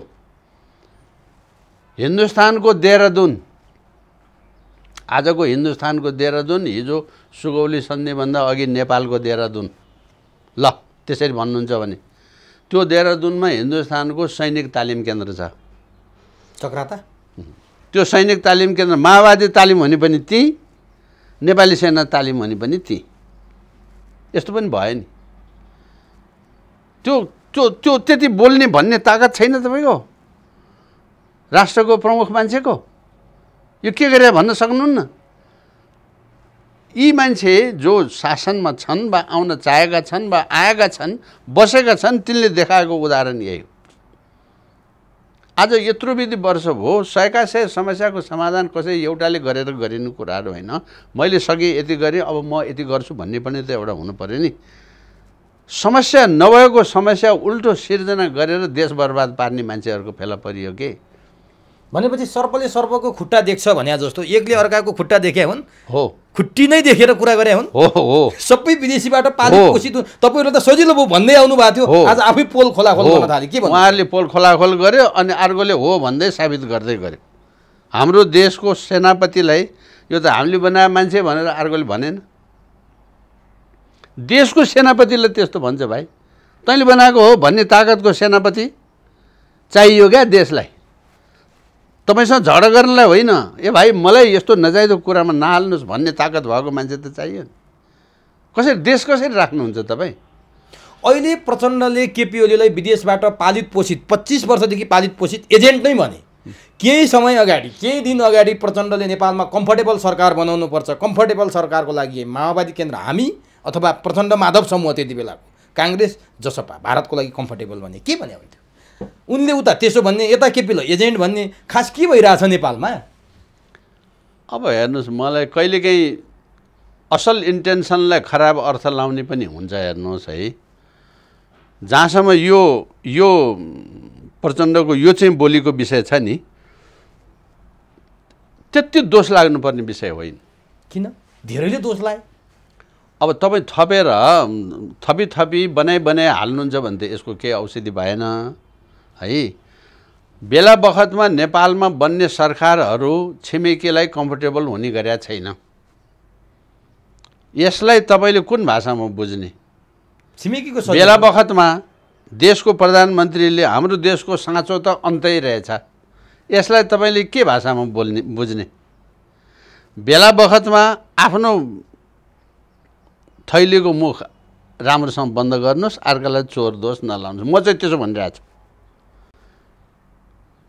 समग्रमा भन्ने हो भने कुरा एउटै हो। तर प्रचण्ड जे बोल्छन् त्यसले एउटा तरङ्ग पैदा गर्छ। चाहे कम्फर्टेबल भन्नुहोस्, चाहे अहिले केपीले भनेको विदेशी एजेन्ट भन्नुहोस्, चाहे अरू नै कुरा किन नभन्नुहोस्, चाहे भारतमा गएर प्रचण्डले बोलेका भिडियोहरू अहिले सार्वजनिक भएको भन्नु, किन प्रचण्डले यति अब्जस भोग्छन् र यति विवादित बन्छन् प्रचण्ड? उहाँ छविलालजी पुष्पकमल दाहालजी हुनुभयो, पछि प्रचण्ड हुनुभयो। रित्तै ओहदा थप्दै, मान थप्दै, नाम बदल्दै केही हुँदैन। हेर्नुहोस्, बोकाले दाइँ हुँदैन, दाइँ गोरुले नै गर्नुपर्छ। हलो जुवा नार्ने काम बोकाको गर्दनमा हुँदैन, गोरुमै गर्नुपर्छ। धाग लाएर पनि हुँदैन, मनपरी गरेर पनि हुँदैन, मैले सबै थोक जाने छु भनेर पनि हुँदैन, मदेखि बाहेक कोही छैन भनेर पनि हुँदैन। समष्टि र समष्टिगत इज्जत र सम्मानदेखि बाहेक अर्को कुरा के? उहाँहरूमा घमण्ड छ।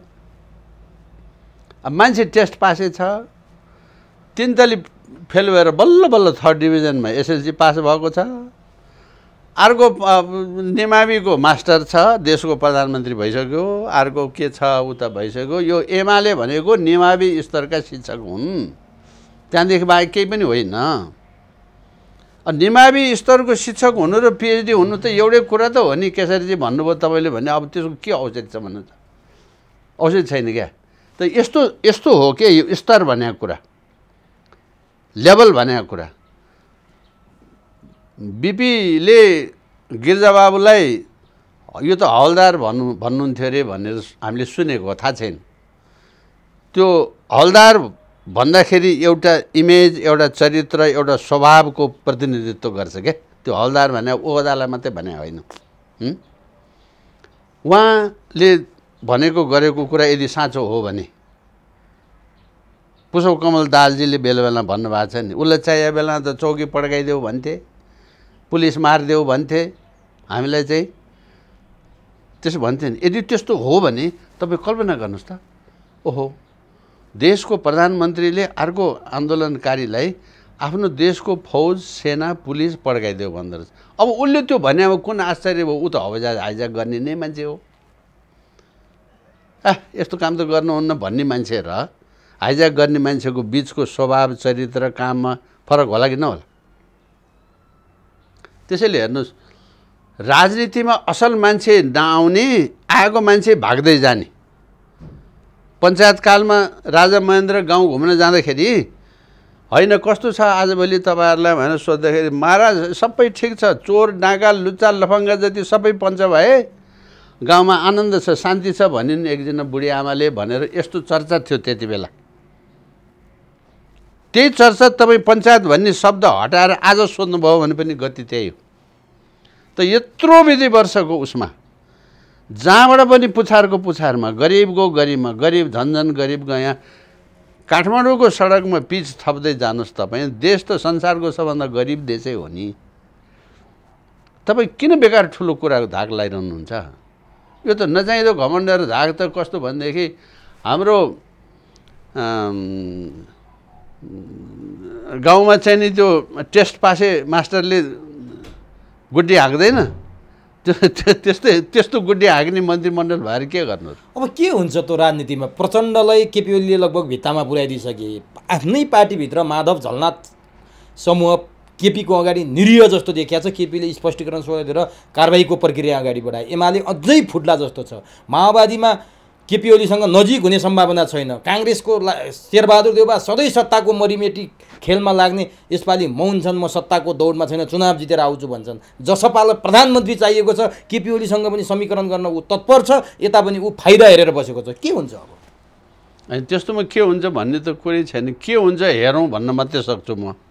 यसो हुन्छ भन्न म सक्दिनँ, किनभने नीतिले, नियमले, संविधान त कानुनले हुने कुरा हुने देश भएको भए पो अब यसो गरेपछि यसो हुन्छ, यसो गरेपछि यसो हुन्छ भन्नु हुँदैन। नभए चिज सबै चिज हार हुमा लुटलाटमै, ठगठाकमै, ठोकठाकमै हुने चिज भएको हुनाले के हुन्छ के हुन्छ म भन्न सक्दिनँ यसो हुन्छ। यो मैले तपाईँले किन सोधेँ भने प्रतिनिधि सभा पुनर्स्थापित भइसकेपछि त सञ्जीवनी बुटी हुन्छ, सबै कुरा समाधान भइहाल्छ भनेको थिएँ नि।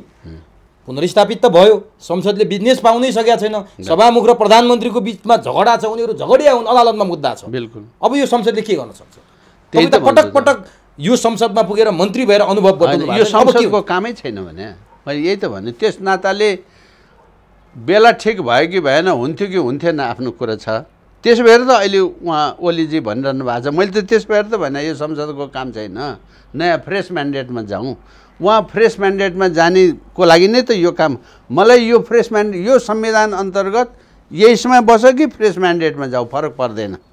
यो संविधान फेर्नुपर्छ भन्ने चाहिँ म भएँ, म प्रश्न भएँ। उहाँहरू चाहिँ नि यो होइन, यो संसद मात्रै फेल भएको हो, म यसलाई अर्को संसद बनाउँछु, या जनताले फेरि यसलाई चाहिँ यो गर्छु, त्यो प्रजातान्त्रिक परिपाटीमा हुने चिज हो। त्यसैले टेक्निकल र संविधान त यो हुने चिज हो कि नहुने चिज हो भनेर सोध्नुभयो भने यो हुने चिज हो भन्छु म। तपाईँलाई चित्त बुझाएको छ त भन्नुहुन्छ भने मलाई चित्त बुझाएको छैन। तपाईँलाई चित्त बुझेन म माने। अहिले संसद फेल हो कि संविधान फेल हो कि व्यवस्था फेल हो? संविधान फेल हो नि। त्यो संसद भने त यो संविधान अन्तर्गत। त्यसो भए अर्को फ्रेस म्यान्डेट लिएर आए पनि हुने यस्तै हो? केही पनि हुँदैन। के अब एकछिनलाई भन्नुहोस् न, 10 पटक जाँची 4 पटक भइसक्नुभयो प्रधानमन्त्री शेरबहादुर देउवाजी हो। अब 5 पटक भएपछि के हुन्छ? आकाश तारा आकाशबाट खस्छ? के हुन्छ? उहाँको सोच, उहाँको विचार, उहाँको योजना, उहाँको काम गर्ने शैली, उहाँको नीति, उहाँको दिमाग, उहाँको संसार त रौँ के लागै छ। मैले मात्रै होइन, सारा नेपालीले के हुन्छ कि उहाँ हुनुभयो भने। 2 पटक भइसक्यो होइन यो हाम्रो प्रचण्ड ज्यानमारा दलको अध्यक्ष, अनि फेरि उहाँ तेस्रो पटक हुनुभयो। अब के हुन्छ? अब छोरीलाई पुग्यो, ज्वाइँलाई बाँकी हो कि चाहिने? के अब हुने के? यो सबै थोक भयो। अब मधेसवादी दल अहिलेसम्म कतिपटक शासनमा आयो, कतिले उप प्रधानमन्त्री भयो, के भयो, अब फेरि भयो। अब हुन्छ के? अब त प्रधानमन्त्रीकै दाबी छ नि महन्त ठाकुरको। केही काम छैन। महन्त ठाकुरलाई प्रधानमन्त्री बनाइसकेपछि, संविधान संशोधन गरिसकेपछि, रेशम चौधरीलाई छोडिसकेपछि, हिजोका मुद्दा मामिलामा लागेका मान्छेहरूको मुद्दा मामिलालाई खारेज गरिसकेपछि देश समृद्धिमा जान्छ भनेर प्रधानमन्त्री र महन्त ठाकुरबिच सहमति हुनै आँट्यो अरे नि त। अब जे पनि गर्नुहुन्छ उहाँहरू, जे पनि त्यसपछि हुन्छ गर्नुहुन्छ। समाधान? अब मलाई सोध्नुहुन्छ भने केही गरेर के पनि हुँदैन। के गर्नुपर्छ भने एकपटक देशमा लिडको लाउनुपर्छ। लिडको भने निरङ्कुश होइन, लिडको भने के भने आँखा चिम्लेर कारबाही गर्नुपर्छ। कसले गर्ने त? त्यो हिम्मत कोसँग छ? राजा पनि नयाँ पुस्ताले गर्नुपर्छ। नयाँ पुस्ता देखेनौँ र हामीले। हेर्नुहोस् त नयाँ पुस्ताको हालत। होइन, हामीले देखा नयाँ पुस्ता बिग्रिसकेका नयाँ पुस्ता हो, नदेखा नयाँ पुस्ता होला नि त। अब तपाईँ नयाँ पुस्ताको कुरा गर्नुहुन्छ, आफै अभियान चालेर संयोजक अध्यक्ष तपाईँ पुरानै पुस्ता म त मद्दत कसरी नयाँ पुस्ताको कुरा? म मद्दत गर्न हिँडेको। अध्यक्ष र संयोजक अर्कोले दिउँ नि त। म त एकदम तयार छु। कोही आओस् म बस्छु भनेर, मैले गर्छु भनेर, म त तपाईँको मार्फतबाट मैले अनाउन्स गरिदिएँ। म एकदम तयार छु। यो त पार्टी नै होइन, उसै त अभियान। म पार्टीको अध्यक्ष भएर भोलि म प्रधानमन्त्री खान्छु भन्नले यो काम गरे होइन। देश नरहने भयो, माटोप्रतिको चिन्ता लागेर गरेको। राजा रहेन भने, सनातन पहिचान रहेन भने, संहिता खारेज भएन भने देश रहन्न भन्ने लाग्या हुनाले म त्यसको निमित्त बल पुर्याउनलाई। यही बेला तपाईँमाथि प्रश्न उठ्छ। राजा रहेन भने, सनातन धर्म रहेन भने तपाईँलाई के भन्छन् मान्छेहरू भने पञ्चायत कालमा पटक पटक राजाको मन्त्री भयो, राजाको नजिक बस्यो, राजावादी भयो। पञ्चायतकालपछि गणतन्त्रवादी पनि भयो, काङ्ग्रेस पनि भयो, काङ्ग्रेसबाट सुविधा पनि लियो। राजा यहाँनिर एउटा होइन, म गणतन्त्रवादी भएको छैन। म काङ्ग्रेसले राजासहितको प्रजातन्त्र हुन्जेल मात्रै भएको। म आउँदैछु। कसरी हुनुभयो भने जनशक्ति पार्टी त हुनुभयो तपाईँ, जनशक्ति पार्टी अथवा जे हुनुभयो, जसरी हुनुभयो, गणतन्त्र आउँदाखेरि तपाईँ राजाको सँगै काम गरेका राजावादी भनिएकाहरू राज संस्था जाँदा काँध थाप्न पनि सक्नु भएन, हिन्दू राष्ट्र धर्मनिरपेक्षता हुँदा काँध थाप्न पनि सक्नु भएन। आज तपाईँहरूले फेरि राजा र हिन्दू राष्ट्रको कुरा गरे पटक्कै सुहाएन भन्नेहरू छन् के। हिजो अप्ठ्यारो पर्दा तपाईँहरू त्यति बेला त्यही भइदिनु भयो, आज सजिलो हुँदा फेरि राजा खोज्न थाल्नु, तपाईँहरूमाथि विश्वास गर्दैन। हामीले काम गरेको नदेखेर होला त्यस्तो भएको। त्यस्तो हुन्छ नि, खै त ज्ञानेन्द्रले साथ दिए। कहिलेकाहीँ काम गरेको थाहा हुँदैन, देखिन्न। त्यसो भएर जस्तो अब म राप्रपा नेपालमा थिएँ नि त, विश्वको उत्कृष्ट संविधान भनेकै हो त कमल थापाले। त्यसो भएर त राप्रपा नेपाल छाडिन् त। मैले भने नि, मैले काम गरेँ समयअनुसार, कामको जिम्मेवारी अनुसार काम हुने न हो, होइन? त्यस्तो बेलाको त्यस्तो काम मैले गरेँ कि गरिनँ, कुरा त्यति मात्रै हो। तर त्यो प्रतिकूल अवस्थामा ज्ञानेन्द्रले काँध थाप्या भए आज केशरबहादुर बिष्टले ठिक गरे हो भन्ने मान्छेहरू हुन्थ्यो होला। त्यो ज्ञानेन्द्रले प्रतिकूल हुँदा तपाईँहरू आफ्नो अनुकूल खोज्नुभयो, अहिले फेरि आफ्नो प्रतिकूल हुँदाखेरि ज्ञानेन्द्र खोज्न थाल्नुभयो भन्छन् कि? होइन, त्यसो होइन। एउटा त हामीले ज्ञानेन्द्र खोजेकै होइन, हामीले राज संस्था खोज्या हो। घुमाउरो पाराले ज्ञानेन्द्र नै हो खोज्या हो। अहिले राज संस्था आउँदाखेरि आउने ज्ञानेन्द्र नै हो, यसमा कुनै शङ्का छैन। तर संस्थाको निरन्तरता खोज्या हो एउटा कुरा चाहिँ। दोस्रो कुरा, जुन बेला मान्छेले जे गर्न सक्छ त्यो गर्ने हो। नसकेका कुरा मैले थामेर अहिले म गर्न तयार छु, त्यसो भए मलाई सबैले छोडिदिनु पऱ्यो नि त। त्यो छोड्छ र? त्यसो भए अवसरवाद भन्न मिल्दैन, होइन? मिल्दैन। त्यो अवसरवादसँग त मतलबै नभए विषय हो यो। निरन्तर एउटा विषयमा, जस्तो नेपाली काङ्ग्रेसमा हुँदाखेरि भनौँ, या तपाईँले अघि जनशक्ति भन्नुभयो, जनशक्तिको दर्ता नै त्यही हो। संवैधानिक राज संस्थालाई मान्ने हिसाबकै पार्टी हो नि त्यो। अब पछि गएर गणतन्त्रवादी पनि भयो नि, त्यो राप्रपा भइसक्यो भयो। त्यसरी त विभाजन हुन्छ त। विभाजन हुने कारण अथवा मन नमिलेर छुट्टिने कारण, त्यस्तै कार्यशैलीले त तपाईँहरूमाथि प्रश्न उठ्छ त फेरि। हो, दुर्भाग्यवश कहिलेकाहीँ यो बेलामा भने जस्तो वा आश गरे जस्तो काम गर्न नसक्दा, अथवा गरेको काम नदेखिँदा, अथवा देखिने तहको इफेक्टिभ काम नहुँदा, गरे भए पनि त्यति नहुँदा यस्तो भनाइहरू आउँछ। त्यो स्वाभाविक हो, स्वीकार्नुपर्छ, त्यो गल्ती भएको हो। ल ठिक छ, अब म अन्तिमतिर मैले के जान्न चाहेँ भने नेत्रविक्रम चन्द विप्लव एकाएक शान्तिपूर्ण राजनीतिमा आउनुभयो। प्रधानमन्त्री ओलीले त्यो चमत्कार गर्नुभयो भनेर भन्छन् कतिपयले, किनभने वार्ता कमिटी गठन गरेको 3 दिनमै यो चमत्कार भएको थियो। यो भित्रका अर्थपूर्ण, रहस्यपूर्ण, त्यो अन्तरैमा केही लुकेका कुरा छन्? तपाईँ त एउटा वरिष्ठ र अनुभवी राजनीतिज्ञको हिसाबले थाहा पाएको हुनुपर्छ। मेरो पनि बेला बेलामा यस्तो सोझै नभए पनि यस्तो अप्रत्यक्ष सम्पर्क सम्बन्ध उहाँको पोलिट ब्युरो मेम्बरहरूसँग, उहाँका पदाधिकारीहरूसँग देखिएर हुने बेलामा अथवा भूमिगत बेलामा यस्तोमा भेटघाट कुराकानी भइराखेकै हो। उहाँ राष्ट्रवादी मान्छे हो। यो चाहिँ बाटो ठिक हुन्छ भनेर उहाँले लिएको बाटो मलाई अलिक कडा लाग्यो, त्यति मात्रै हो। बाटो चाहिँ राष्ट्रवादी बाटो नै हो। 2 दिन 3 दिनमै होइन, यो उहाँहरूको बिचमा लम्बे चौडे कुरा चलिराखेको त ओलीजीले नै भन्नुभयो नि, हाम्रो भित्रभित्र कुरा चलिराखेको थियो भनेर। तर जे होस्, उहाँ चाहिँ नि हतियारको राजनीति छोडेर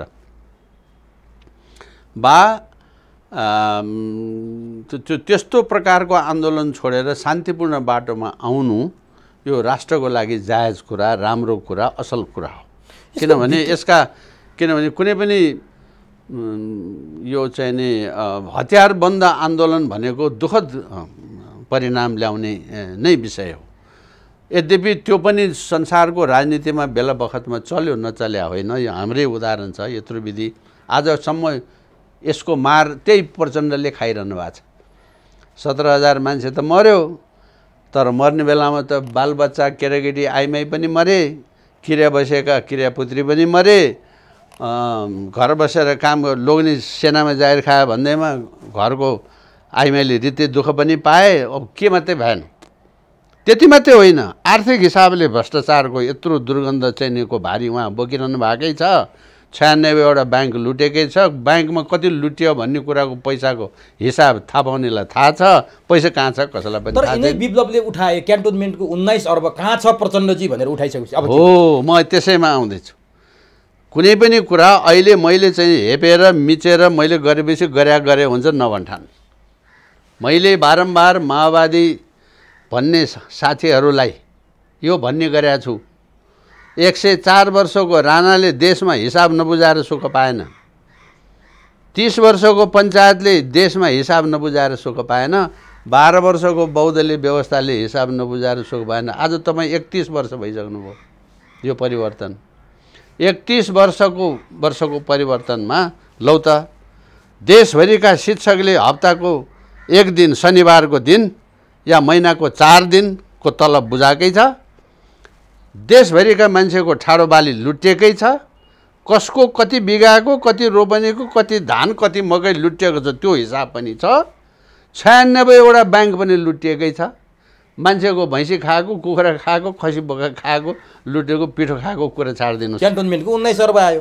क्यान्टोनमेन्टको 19 त्यो नक्कली नाम, नामै नभएको नक्कली नाम, अयोग्य भनेर हटाइएकोहरूको पुरा तलबको काम, यी सबै कुरा हिसाब नबुझाएर सुख पाइन्छ। अब यो हिसाब खोज्ने बहादुर नआएर हो।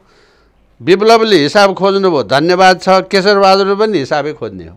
भनेपछि अब प्रचण्ड चौतर्फी घेराबन्दीमा परे हो। एकातिर ओलीको घेराबन्दी, अर्कोतिर विप्लवको घेराबन्दी, अर्कोतिर हिजोका बेपत्ता परिवारको घेराबन्दी, अर्कोतिर हिजोका शहीद परिवारको घेराबन्दी। प्रचण्डलाई गाह्रो भएको हो।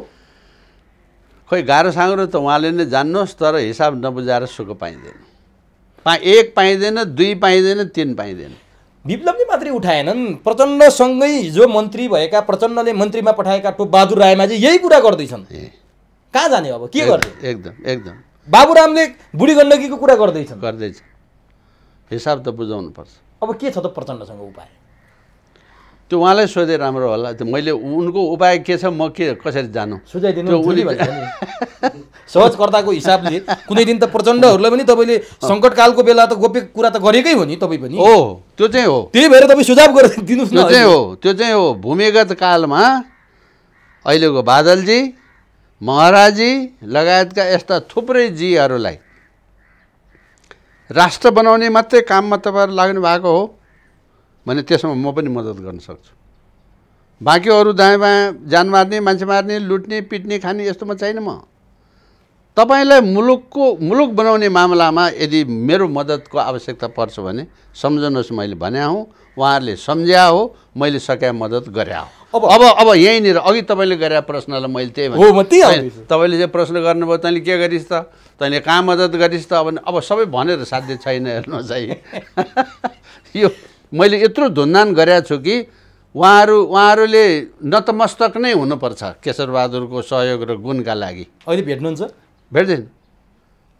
विशेष गरी ओहदामा पुगेपछि त धन ज्यान गए पनि एक कल फोन पनि गरेको छैन।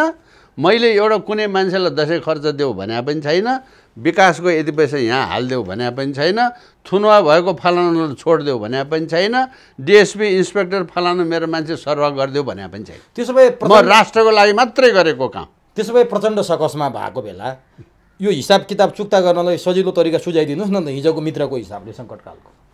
त्यो उहाँले चाहनुभयो भने म त्यो चाहिँ गरिदिन्छु। तयार हुनुहुन्छ? तयार छु। अब अर्को कुरा नि, यो अहिले पनि तपाईँको विप्लवसँग काहीँ कतै तपाईँले कुरा गर्नुभयो नि अघि, मान्छेहरूको आशंका छ क्या, विप्लव जनमत सङ्ग्रहको पनि कुरा गर्दै आए, विप्लवले राष्ट्रिय सरकारको पनि कुरा गर्दै आए, राष्ट्रिय मिलिजुली सरकारको कुरा पनि गर्दै आए, काहीँ कतै राजाको कुरा पनि विप्लवले गरेर आएका छन्। है, विप्लव राज संस्था स्थापनाका लागि पनि सकारात्मक छन् भन्ने कुरा सुनिन्छ बाहिर। त्यो ठ्याक्कै ठोस मूर्त भाषामा ब्ल्याक एन्ड व्हाइटमा भेट्टाएको त होइन, तर मान्छेहरूको आशंका छ। तपाईँ पनि त्यही यात्रामा हुनुहुन्छ। कतै समुद्र गन्तव्य एउटै त होइन विप्लव र केशरबहादुरको? तपाईँले कस्तो चाहिँ नि एकदम यो तिललाई पहाड बनाएको। उहाँले चाहिँ नि त्यो भन्नुभएकै छ, राजा पनि चाहिँ राष्ट्रवादी हुन सक्छ नि भनेर। कहाँबाट तिललाई पहाड भयो त? मैले त पहाडलाई पहाडै बनाएको हो। त्यो मदन भण्डारीले भनेको थिएन, चुनाव लड्ने हो भने सिरपेज फुकालेर लड्न आऊ राजा, होइन भनेदेखि राजाको भूमिका र राजाको कामलाई हामीलाई आपत्ति छैन भनेर मदन भण्डारीले भने होइन।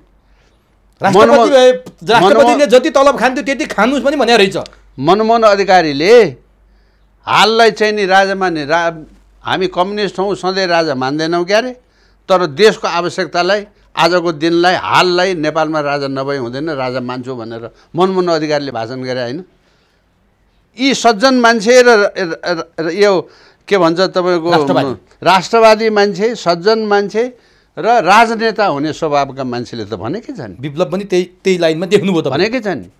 त्यसैले यो भन्नु कुनै असल कुरा मेरो स्वार्थ एउटा छ, तर होइन योभन्दा यो राम्रो भनेर विवेक बोल्ने कुरामा त बोल्नु पऱ्यो नि। त्यसो भए विप्लवले त्यो भनेपछि तपाईँहरूको मोर्चा बन्न पनि सक्छ एक ठाउँमा। विप्लवले सबै मान्छे भेट्दै आउनु भएको छ अरे, काहीँ कतै तपाईँ पनि त्यो लिस्टमा हुनुहुँदो रहेछ र भेट भयो भने यो कुरा राख्नुहुन्छ? होइन, त्यो लिस्ट बनाइरहनु पर्दैन। नेपालमा राजनीति गर्ने मान्छे उहाँ एउटा राजनीतिज्ञ हो, राष्ट्रवादी हो, म एउटा राजनीतिज्ञ हुँ, राष्ट्रवादी हुँ। हामीहरूको चाहियो भने राजनीतिमा यो पनि एउटा फाइदै छ, चाहियो भने जुन बेला जोसँग पनि भेट हुन्छ के।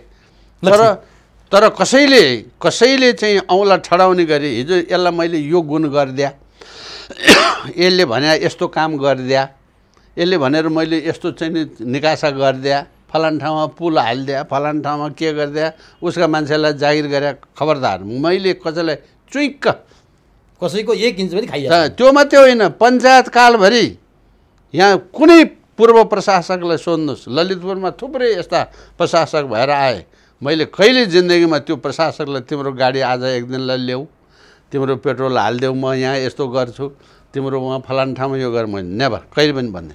ल ठिक छ, अब अप्ठ्यारोमा छन् सबैलाई थाहा छ। प्रचण्डले फेरि वाइसेल बिताउने कुरा गरे। प्रचण्डले विप्लव, वैद्य, बाबुराम जो छुटेर गएका शक्ति छन्, ती शक्तिसँग फेरि एक गठ बनाउने हिसाबले फेरि एक ठाउँमा आउन सकिन्छ। पुराना मित्रहरूले मैले बिर्सेर ठुलो भुल गरेँ, नयाँ मित्र खोज्दा पुराना गुमाएँ, अथवा हातमा चरो हुँदाहुँदै अर्को छोप्न खोज्दा हातको पनि उड्यो भन्ने अवस्थामा प्रचण्ड पुगे। यिनीहरूको फेरि पुनर्मिलन हुने सम्भावना कति देख्नुहुन्छ?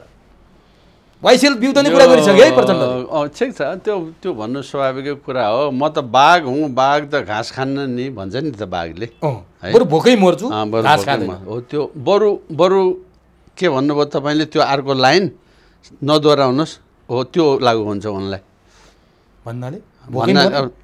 घाँस खाँदैन नि त, के घाँस खानु पर्यो?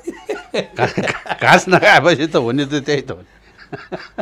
अब देश चाहिँ के देख्नुहुन्छ? प्रचण्डको त तपाईँले राम्रो छैन। मैले त्यही छटपट्टिले नै म भन्दैछु, माटो बचाउनु पर्यो बाबा। हाम्रा पिता पुर्खाले, तपाईँका पिता पुर्खाले, उहाँ सबैका पिता पुर्खाले यत्रो परिश्रम र मेहनत गरेर हामीलाई दिएर गएको स्वर्ग हाम्रो आँखा अगाडि नर्क भइराखेको देख्दै हामी त्यसमा काम नगर्ने, यति मात्रै हो मेरो। अब त्यो बाहेक केशरबहादुर विष्टको अर्को एउटा लुकेको पाटो आज खोल्नै पर्छ। केशरबहादुर विष्ट स्वयं कस्तुरीको बासना कहाँबाट आउँछ भनेर कस्तुरीले खोजे जस्तो आफै भित्र खोज्दै हुनुहुँदो रहेछ। नेपालका लागि नेपाली जनताले गर्व गर्ने एउटा लायकको काम पनि भएको रहेछ, जुन कुरा आजभन्दा धेरै वर्ष अगाडि तपाईँ नाबालकै भनौँ न, नाबालकै अवस्थामा हुँदाखेरि तपाईँसँग जोडिएको कुरा जुन आजभोलि सामाजिक सञ्जालमा त्यो जोडिएको छ। त्यो स्काउटिङ म आउँदैछु त्यहाँ। केशरबहादुर विष्टको उदाहरण दिन्थे, पाटन क्याम्पसमा पढाउँदै गर्दा 1 रुपियाँ तलबमा पढाएको केशरबहादुर विष्टको उदाहरण दिन्थे। 45 सालमा भागदौड मचिँदा बहालवाला मन्त्रीबाट राजीनामा दिएको। अब केशरबहादुर विष्टको अर्को परिचय थपिएछ। नेपालमा राजा वीरेन्द्रको 4 भिसी विजेताहरूको, भिक्टोरिया क्रस विजेताहरूको, एकजना तेन्जिङ नोर्गे शेर्पाको विदेशमा टिकट छापिएको रहेछ, नेपाली जनताको, नेपाली नागरिकको। त्यो बाहेक केशरबहादुर विष्टको त 2वटा देशमा छापिएको कुरा सामाजिक सञ्जालमा देख्यौँ। र यहाँ तपाईँले भित्तामा पनि ती कुराहरू राखेको देख्दा कुन चाहिँ नेपालीको मन गर्वले नफुल्ला र धक्क छाती फुल्ने गरी केशरबहादुर विष्टको यो क्रियाकलाप देख्दा हामीलाई पनि खुसी लाग्यो। जुन कुरा देख्यौँ सामाजिक सञ्जालमा देख्यौँ, यो के थियो वास्तविकता? यो तपाईँले आज जनता दर्शकले भनिदिनु पर्छ। धन्यवाद, तपाईँले यो मलाई सम्झाइ पनि दिनुभयो। म अलिकति भावुक पनि भएँ। वास्तवमा मलाई पनि थाहा थिएन। हेर्नुहोस्, म केटाकेटीमा 13 वर्ष पुगेर 14 वर्ष लागेको थिएँ। म अमेरिका जाने मौका भयो मलाई। नेपालको एउटा प्रतिस्पर्धा जितेर, म स्काउट थिएँ, बोय स्काउट। त्यो बोय स्काउटको एउटा प्रतिस्पर्धा जितेर मलाई अमेरिका जाने मौका भयो। 12औं विश्व बोय स्काउट ज्याम्बोरीमा भाग लिन जाने मौका भयो। त्यहाँ चाहिँ नि 12,000 मान्छे विश्वभरिका स्काउटहरू 12,000 र 108वटा देशका प्रतिनिधिहरूको चाहिँ भेला थियो। त्यो 8 दिनको भेला लामो यो आइडाहो राज्यको ठुलो जङ्गल एरियामा भएको 12,000 मान्छेको बसोबास पाल संसार यस्तो गर्नुपर्ने। अनि त्यसमा चाहिँ नि प्रतिस्पर्धा हुन्थ्यो। जसले हाइएस्ट प्रतिस्पर्धा जित्यो धेरै त्यसलाई चाहिँ नि रिवार्ड हुने भन्नुहोस् न। त मैले धेरै प्रतिस्पर्धामा भाग लिएँ, प्रतिस्पर्धा जितेँ। अब भएको रहेछ के भन्नुहुन्छ भने 12,000मा 16जना मान्छे चाहिँ नि हाइएस्ट प्रतिस्पर्धा जित्ने छनौट भएर छ विश्वभरिका। त्यसमध्ये एउटा म नेपालको म पनि भएँ। त्यसको मैले चाहिँ नि ब्याजहरू रेकर्ड चाहिँ अब अहिले सम्भव भएन, म नत्र मसँग त्यो पुरानो ऊ छ, म देखाउँला। अब 13औं बोय स्काउट जाम्बोरी जापानमा हुँदाखेरि चाहिँ 12औं बोय स्काउट जाम्बोरीमा भएका त्यस्तो विजेता 16जना त्यस्ता विजेताहरू, त्यसमध्ये एउटा म पनि को चाहिँ नि विश्वभरिको देशमा टिकटमालामा चाहिँ नि टिकट निकाल भनेर त्यसले रिक्वेस्ट गरेर छ। त्यो पनि तपाईँलाई थाहा छैन? त्यो मलाई थाहा छैन। अब रिक्वेस्ट गरेपछि विभिन्न देशले निकालेछन्। त्यो पनि मलाई थाहा कुन कुन देशले कसको निकाले। म अब केटाकेटी म 13 वर्षको मान्छे नहुँ। अब त्यो 14 वर्ष हुँदाखेरि त्यो निर्णय भएछ। म त पनि त केटाकेटी नै हो। फेरि संसारको त्यति बेलाको कम्युनिकेसनमा कुन देशले कहाँ निकाल्यो त्यो मलाई के, म त स्कुल एसएलसी त पास गरेको थिएँ। अहिले जस्तो सामाजिक सञ्जाल पनि थिएन, म एसएलसी त पास गरेको थिएन। अब पछि आएर हालसाल 2-3 महिना अगाडि चाहिँ नि एकजना बोय स्काउट कमिसनरले होइन यो केशरबहादुरको त यस्तो टिकट निकालेको छ भनेर भन्नुभयो। अनि खोइ भनेको नेपालमा एकजना चाहिँ नि विनोद श्रेष्ठ भन्ने फेरि टिकट कलेक्टर हुनुहुँदो रहेछ, उहाँसँग रहेछ। उहाँले मसँग छ यो त यस्तो हो भनेर उहाँले त्यस पछाडि फेसबुकमा चाहिँ नि निकालिदिनु भयो कि 2टा देशले मेरो टिकट मालामा स्ट्याम्प टिकट 2टा देशले निकालेर, ओमन मस्कट र मालावा भन्ने 2टा देशले। अब मलाई त्यो के पनि थाहा छैन, हेर्नुहोस्। म त त्यो फेसबुकमा देखिसकेपछि थाहा पाएँ ओहो यस्तो पो रहेछ भनेर। अनि त्यही नै व्याख्या बयान यो यस्तो यस्तो हो नेपालमा। अनि नेपालको चाहिँ नि राजा वीरेन्द्रले एकपटक चाहिँ नि युएनमा चाहिँ नि गरेको भाषण संसारको उत्कृष्ट भाषण मध्येको एउटा भाषण, संसारको गरिबहरूको प्रतिनिधित्व गरेर उहाँले बोलेको, राजाले बोलेको भाषण चाहिँ नि विश्वमा यति धेरै पपुलर भयो कि जसको कारणबाट विश्वको अरू देशले राजा वीरेन्द्रको टिकटमालामा टिकट निकाले। हामीसँग त त्यस्तो राजा भएको देश, गौरव लाग्छ नि यस्तो कुराहरू। अब सौभाग्यले तपाईँहरूको आशीर्वाद, भगवानको आशीर्वादले म ठिटौलीमा केटाकेटीमा म अब प्रतिस्पर्धामा जितेको कुरा हो। अब मेरो चाहिँ नि अरू 16जनाको एउटा देशमा मात्रै रहेछ, 15जनाको। मेरो चाहिँ 2टा देशले निकालेछ। त्यो निकालेको कुरा चाहिँ नि यहाँ अहिले फेसबुकमा देखियो। 54 वर्षपछि भेट्नुभयो। 54 वर्ष पछाडि देखियो। त्यसमा पनि त्यो कलेक्टरले चाहिँ नि त्यसको चाहिँ नि त्यो टिकट उसमा चाहिँ नि अरू मान्छेहरूले त्यसको उ सोद्धाखेरि एउटा टिकटको लाखौँ रुपियाँ मोल अहिले बोल कबोल भइराखेको अवस्था रहेछ। र मैले ठेगाना दिएर त्यो देशमा चिठी लेखेर हाम्रो कलेक्टरहरूले चाहिएको मोल तिरेर लिन्छु भनेर लाखौँ रुपियाँ अफर गर्नुभएको छ। यस्तो गौरवको कुरा जो राजा वीरेन्द्रको भाषणसँग तुलना गर्ने हिसाबमा आउनुभयो, त्यो पनि 13 वर्षको नै मैले त्यसरी भन्नुको मतलब त्यो ल्याकत र त्यो हैसियतमा पुगेर रहेछ नि तपाईँको त्यो बेलाको कर्म त।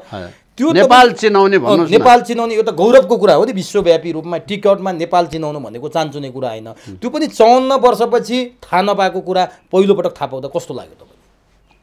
है मलाई त आश्चर्य लाग्यो, रातभरि निन्द्रा लागेन, खुसी लाग्यो। यही त भयो, अरू के हुनु। तर यो कुरा त तपाईँलाई अहिले पो सामान्य जस्तो मान्नु भएको होला तपाईँ व्यक्तिगत रूपमा। यो देशको लागि गौरवको कुरा हो। जसरी सगरमाथा भयो, जसरी बुद्ध भयो, त्यसै गरी जसरी वीरेन्द्र हुनुभयो, त्यसै गरी भोलि यसको पहिचान त विश्वभरि जाला। यो नेपालीको लागि गौरवको कुरा हो। यस्तो कुरा हाम्रो सञ्चार माध्यमबाट पहिलोपटक नेपालको कुनै सञ्चार माध्यमले प्रसारण गर्यो भने हाम्रो सञ्चार माध्यमले त्यो प्रसारण गर्ने मौका पायो। यसको लागि हाम्रो सञ्चार माध्यमलाई पनि हामी गौरवान्वित ठान्छौँ। धेरै धन्यवाद छ। यो जुन कुरा हामी खिचिदिनुहोस् न तपाईँहरू जुन खिचेर कुरा यो सार्वजनिक गरी कसैले गरेका छैन अहिलेसम्म। पहिलोपटक नेपालको कुनै सञ्चार माध्यमले प्रसारण गर्यो भने हाम्रो सञ्चार माध्यमले त्यो प्रसारण गर्ने मौका पायो। यसको लागि हाम्रो सञ्चार माध्यमलाई पनि हामी गौरवान्वित ठान्छौँ। धेरै धन्यवाद।